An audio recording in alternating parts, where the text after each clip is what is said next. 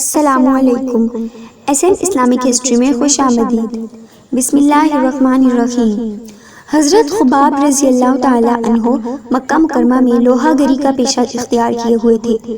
خود ان کا بیان ہے کہ میں مکہ میں لوہار تھا اور میں نے آس بن وائل سہمی کی ایک تلوار بنائی تھی۔ میری اجرت اس کے یہاں باقی تھی۔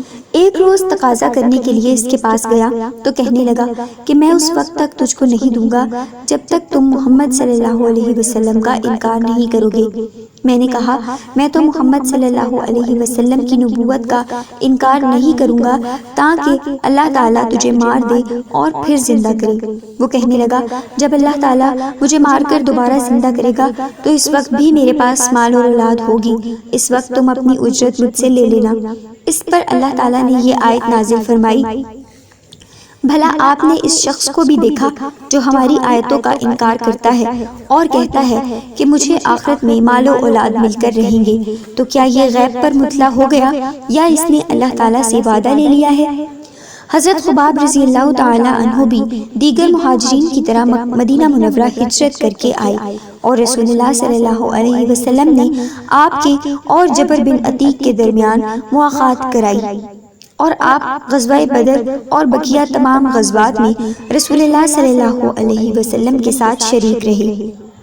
حضرت شقیق بن سلمہ کا بیان ہے کہ ہم حضرت خباب رضی اللہ تعالی عنہ کے پاس اس وقت گئے جب آپ بیمار تھے۔ ہمیں دیکھ کر آپ نے ارشاد فرمایا اس گھر میں میرے پاس 80,000 درہم ہیں، اللہ کی قسم میں نے کبھی ان کو کہیں چھپایا نہیں اور نہ کسی سائل کو میں نے محروم واپس لوٹایا۔ اتنا فرما کر زار و قطار رونے لگے۔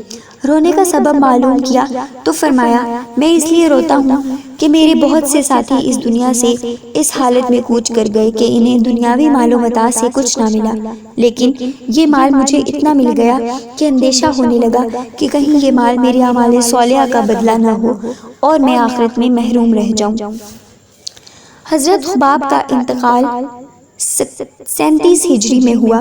حضرت علی رضی اللہ تعالی عنہ نے جنگ صفین سے واپسی میں آپ کی نماز جنازہ پڑھی اور ارشاد فرمایا اللہ تعالیٰ خباب پر رحم فرمائے، دلی رغبت سے مسلمان ہوئے، خوشی سے ہجرت کی، جہاد میں زندگی گزار دی اور مصیبتیں برداشت کی۔ ہرگز اللہ تعالیٰ نیک عمل کرنے والوں کے اجر و ثواب ضائع نہیں کرتے۔